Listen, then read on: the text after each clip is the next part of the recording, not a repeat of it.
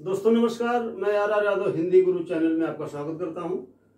दोस्तों देखिए, पर्यायवाची के क्रम में मैंने आपको 4-5 वीडियो दिया है, जिसके बाद में और भी वीडियो भी हैं, आप देख लीजिए। हिमालय का पर्यायवाची मैंने लिखा है कि नगराज नगपति हिमाद्रि हिमाचल हिमगिरि हिमपति गिरिराज। ये सरल है, एक बार रिवीजन कर लेंगे सही हो जाएगा, आपको रिपीट हो जाएगा जैसे ही तो याद हो जाएगा। शरीर का देखिए पूछा गया प्रश्न है, वपु इंपॉर्टेंट शब्द है, गात्र है, तन है, काया, अंग, देह, बदन, गात, कलेवर।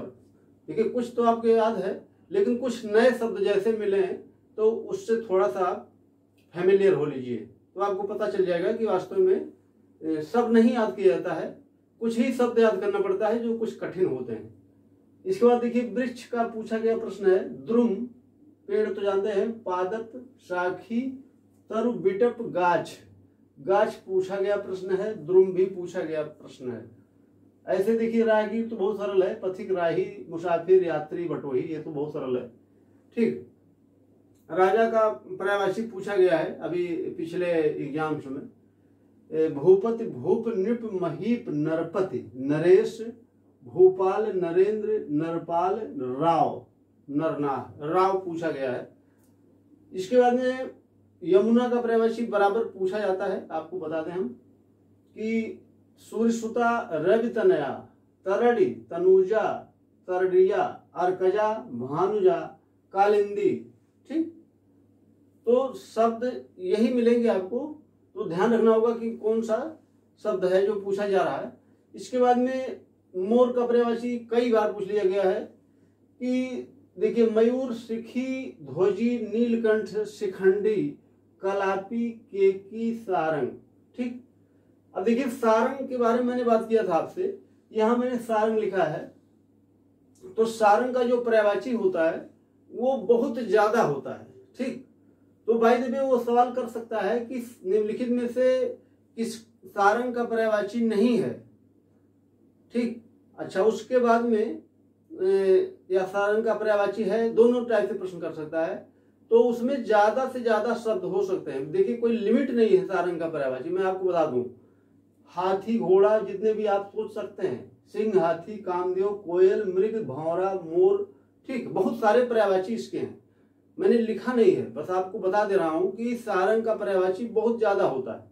ठीक, तो आप उसको ध्यान में रखिएगा कि जैसे आप मोर पढ़ रहे थे अभी, तो मोर के पर्यायवाची में देखिए सारंग आया हुआ है ना, और सारंग एक प्रकार का जो शहद बनाने वाला होता है वो जीव, उसको हम सारंग बोलते हैं। ठीक, मधु, मधु को जो बनाता है, ठीक है, वो एक प्रजाति है उसकी, सारंग। ठीक, इसके बाद में देखिए प्रसिद्ध का पर्यायवाची है, प्रख्यात, विख्यात, मशहूर, यशस्वी, विस्तृत, नामी। इसमें विस्तृत बहुत इंपॉर्टेंट शब्द है। ठीक, बाकी तो आपको पता है। देखिए पुत्र का पर्यायवाची और पुत्री का पर्यायवाची दोनों में बहुत समानता है, बस आपको करना क्या है कि पुत्र का पर्यायवाची में देखिए कोई मात्रा नहीं लगी है, जैसे तनुज है, सुत है, आत्मज है, तनय है।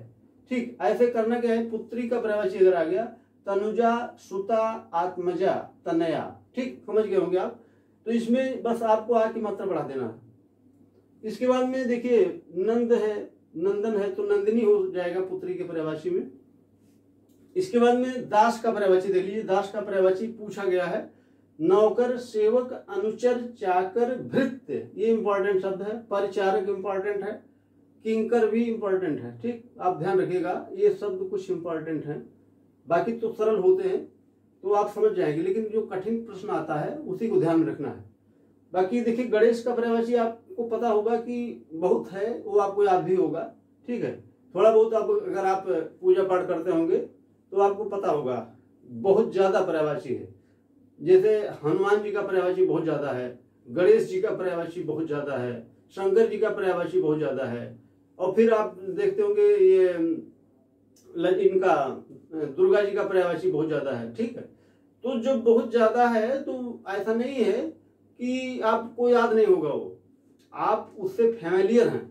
बस करना क्या है कि उसमें से जो कठिन प्रश्न है, जो कठिन शब्द हैं, उसको आप ध्यान में रखिए, कठिन शब्दों पर थोड़ा ध्यान रखिए। बाकी तो आपको पता है, लंबोदर, गजानन, गजवदन, गणपति, एक दंत, ठीक है, मूषक वाहन, ठीक है, ये सब आपको पता है, ठीक। तो ये सब नहीं याद करना है आपको, इसमें से कुछ जो अच्छे शब्द हैं, ठीक है। जैसे यहाँ पर विघ्न विनाशक, लंबतुंड, हेरंब, हेरंब ये इंपॉर्टेंट शब्द है, ठीक। हेरंब है, वक्रतुंड है, भवानी नंदन तो पता है, एक दंत है।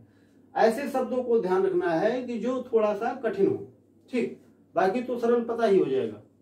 और देख लीजिए, कुबेर का पर्यायवाची पूछा गया है, धनद किन्नर देव यक्षराज धनपति अनद।